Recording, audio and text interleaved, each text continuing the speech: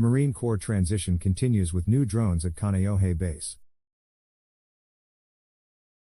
Marines in Kaneohe are now officially cleared to operate their new drones as the service reorganizes its forces for Pacific operations. Marine Unmanned Aerial Vehicle Squadron 3, VMU-3, safely and successfully tested and flew its first MQ-9A remotely piloted aircraft. The squadron is now certified to independently operate the MQ-9A, a Marine Corps news release said. The MQ-9A, better known as the Reaper, first flew out of Kaneohe in 2021 when the Air Force brought the system to Hawaii in a cross-Pacific flight to train in the islands. Marines participated in the exercise, familiarizing themselves in preparation for when they would receive their own. The Reapers replaced the RQ-21A Blackjack drones that the Marines previously operated.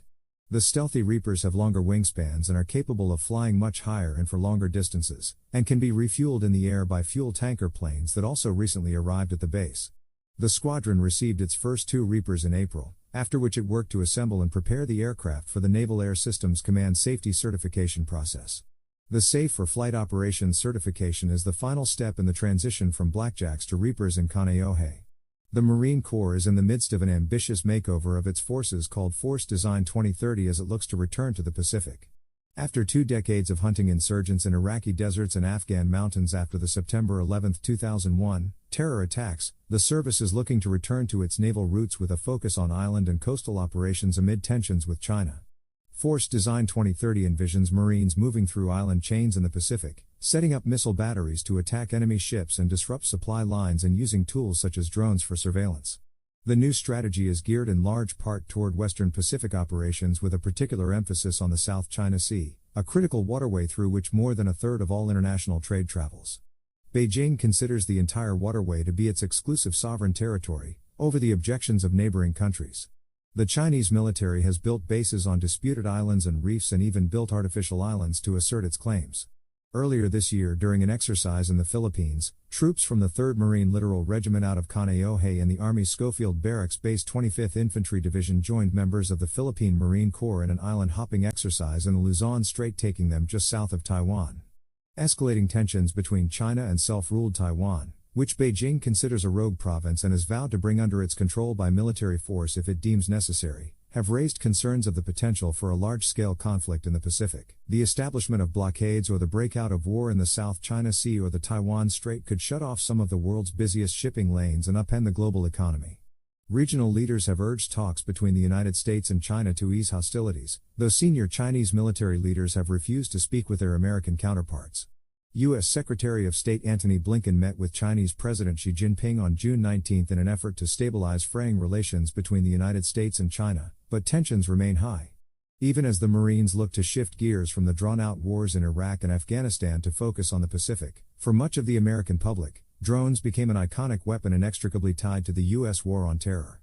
Drones became a central tool in secretive military and CIA counterterrorism operations where they were used extensively for surveillance and targeted killings in countries across the Middle East and Africa. But the precision of those operations has been hotly debated. During the chaotic 2021 evacuation of civilians from Kabul, Afghanistan, a Reaper struck what the military initially said was a bomb maker after ISIS militants killed 13 U.S. service members and more than 150 Afghan civilians in a bombing at Hamid Karzai International Airport. The Pentagon later admitted the strike actually killed 10 civilians, including 7 children, and no militants. The Reaper's arrival in Hawaii hasn't been without controversy. During the 2021 drone exercise, local activists demonstrated outside the Marines' Kaneohe base with signs that read, "No Reapers. And drones kill kids." One of them was Ann Wright, a retired Army officer and diplomat who became an outspoken critic of the U.S. military.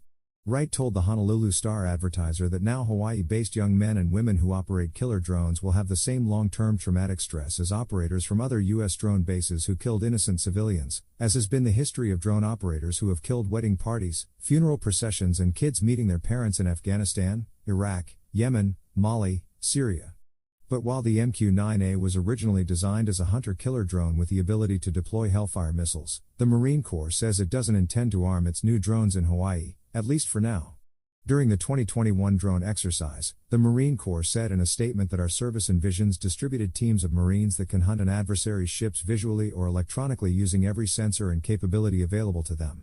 Our current operational vision for the MQ-9 here in Hawaii does not call for arming Marine Corps MQ-9s at this time, but rather using them for surveillance and reconnaissance. In its news release, the Marine Corps said the drone squadron at Kaneohe is expecting to do a showcase of its new Reapers later this summer. See 2023 The Honolulu Star Advertiser. Visit the Honolulu Star Advertiser at www.staradvertiser.com. Distributed by Tribune Content Agency, LLC.